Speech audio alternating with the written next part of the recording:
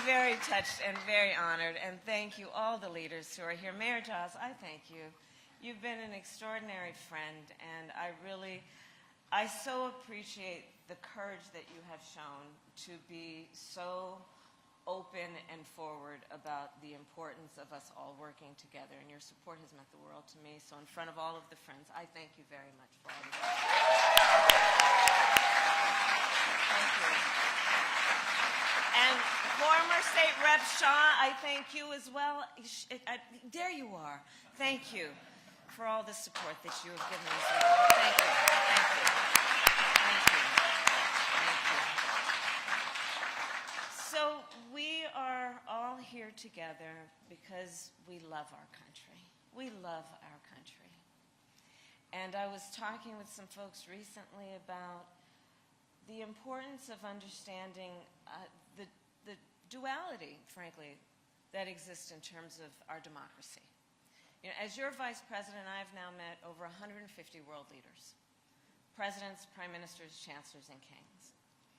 And when we, representing the United States, walk in those rooms, traditionally we've been able to walk in those rooms, chin up, shoulders back, with the earned and self-appointed authority to talk about the importance of democracies, rule of law.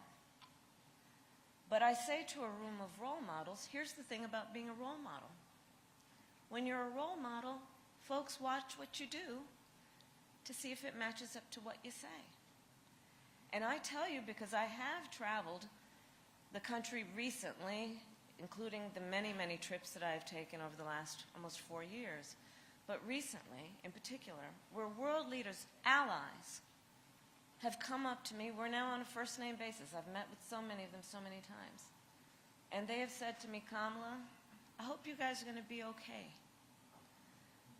One of the things that I think about and weighs on me sometimes is I hope we as Americans really understand how important we are to the world. We are so important to the world. Those people who fight for democracy, who fight for freedom, who fight for a life in which they can have opportunity, they hold us up and they hold us out as a model. And that, as much as anything, is at stake right now in this election. And I know I'm speaking to a group of people who know that and know that well. You know, I was raised to believe that hard work is important. It is important to look out for each other. It is important to understand that the vast majority of us have so much more in common than what separates us. I was raised in a community of folks who understood that when we stand together, when we look for commonality, that's when we thrive. And part of what we know has been happening in the last several years in our country is there's some powerful forces that are trying to divide us as Americans, would have us and cheer us on if we point fingers at one another. There's this kind of backward thinking coming from some folks that suggests that the measure of the strength of a leader is based on who you beat down, instead of what we know, which is the real measure of the strength of a leader is based on who you lift up. That's strength. But truly, but I mean that intentionally. It's not only good and right, that's strength. Because that's part of what is the perversion of what some people are suggesting. As though it is a sign of weakness to have empathy, to have some level of concern and care about the suffering of other people, and then take it upon oneself to do something about that. That is about lifting the condition of your fellow human being. So when we think about what's at stake in this election, whoa, it's packed with some stuff. It's packed with some fundamental stuff. I say rather articulately. There's so much at stake. Mayor, you mentioned John McCain. Okay, so I'll tell you, I was in the United States Senate for about 4 years, and I worked with John McCain. And so I'll tell you, so there was this, we were on a committee together, and you know, these committee rooms in the United States Senate, they're very grand and very impressive. And John McCain was on one side of the dais, I was on the other, horseshoe. And he's going after me. He's going after me. We're having some conversation. I think it was about one of the nominees. This is during President Trump's years. He's going after me. And I'm going back after him. I'm going back after him. And that was it. And this is what the public saw. And then I step onto the floor of the well of the Senate later that day. We had votes. And I passed by John McCain. And he looks at me and he says, "Kid, come over here. You're going to make a great senator."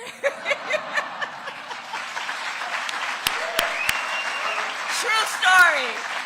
True story. True story. That was John McCain. That was John McCain. I was talking about him last night at a rally, right? John McCain, who, you know, we didn't agree on everything. But, man, I mean, what about an incredible American hero? Again, strength. Strength. Right? We know what the former president said about John McCain. I'm not going to repeat it here. But strength. John McCain stood on principle. He stood on a belief in the importance of patriotism, of sacrifice, of what we stand for as a country. And part of what I talked about at a rally last night is I shared with the folks in the room. I was there on the Senate floor way into the middle of the night when it was yet another attempt of the former president to get rid of the Affordable Care Act, which, as we know, has been literally a lifesaver for people, right? What it has done to no longer allow pre-existing conditions to be the reason that an insurance company can't give you assistance, right? And you all may have seen it. I was there on the floor that night, and we were all standing around because whether or not the Affordable Care Act would continue to be relied on one vote. And we were all standing on the floor. And of course, I had voted to keep going. And I say this, and it sounds like it's out of a movie, but this is how I experienced it. On the floor with my colleagues, and the Senate, well, it was late into the night. And in the Senate, you walk onto the Senate floor, and there are these big wooden ornate doors. And those ornate doors opened. And John McCain came out. And he went to the floor, and he said, "No, you don't." I said, "No, you don't. No, you don't take away health care for millions of people." And that is but one example of an individual that we all respect, who put country before party in terms of what they thought was right. I am honored to have the endorsement of Jeff Flake, someone I also worked with. Again, putting country before party. And so I say all of that to say that those are examples that are situated right here in this beautiful state of Arizona. A tradition that everyone, and all of us, I will say, stand on. And then, of course, most recently, what Maricopa did in terms of the clerk refusing to participate in the intention to undo the will of the people in a free and fair election. The people of this state have always shown extraordinary courage to stand up for the principles upon which we as a country were founded. And I thank you for that. I thank you for that. I know we are going to win this election, and it is not going to be easy. There are forces at play that are making us as Americans, I think, call into question certain fundamentals that we've always taken for granted. That is part of our pride. Freedom. Freedom. Freedom from the government making decisions about a person's body, a woman's body. Freedom to just be. Freedom over matters of heart and home, I like to say. Fundamental principles around the importance of rule of law. Whether we should actually be concerned and have a question, a legitimate question, in an election for President of the United States, the Commander-in-Chief, of whether they will abide by the oath. But imagine, that's a legitimate question we are asking. It's not rhetorical. It's a legitimate question we are asking. He who said that he would, quote, terminate the Constitution of the United States. He who said he would be a dictator on day one. He who intends to weaponize the Department of Justice against his political enemies. Take away the independence of the Department of Justice and put in place loyalists.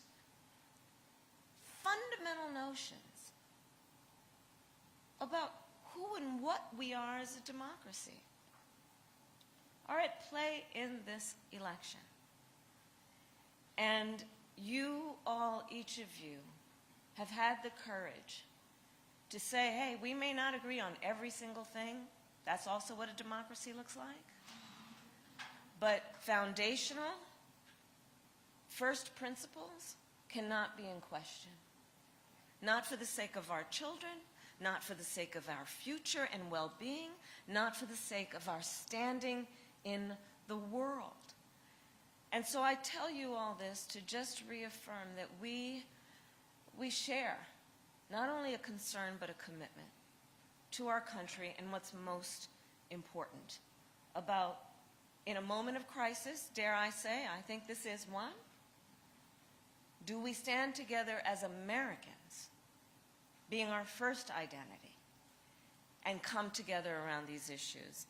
And I am going to actually announce, we have press in the room, that I have decided also, not only will I have a Republican in my cabinet, but I'm also going to, I was talking to my team about it, I want to create some structure around the following, which is, I love good ideas.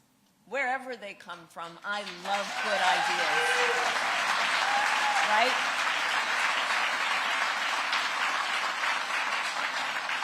And so part of what I intend to do, Mayor, and put some structure around, is creating a bipartisan council of advisors who can then give feedback on policy as we go forward. Because here's the thing I also understand and feel strongly about. In order for us as America to maintain our status as the strongest democracy in the world, we need a healthy two-party system. We have to have a healthy two-party system. We have to. It's in the best interest of all of us. It's in the best interest of all of us. You know, the way that I like to lead, I bring folks in my office all the time, and they know I don't want any yes people. I want people to come in and, first of all, be prepared. Yeah, no time to waste. But come in, and then let's, as I often say, kick the tires on ideas. Because the best ideas will survive those kinds of challenges, and the best ideas will then be most relevant to the American people, most effective to the American people.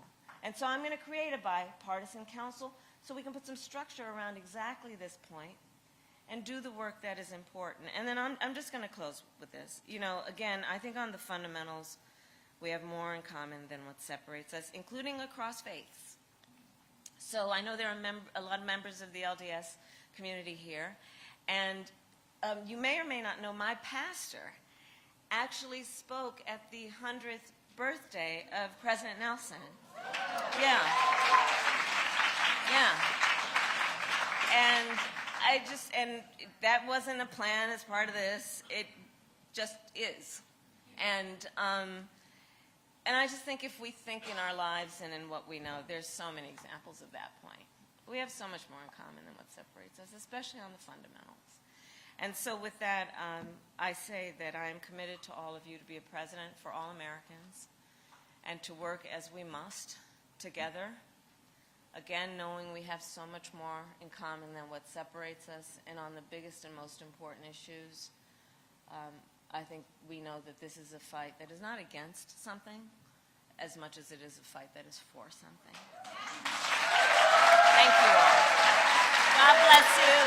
God bless you. And God bless the United States.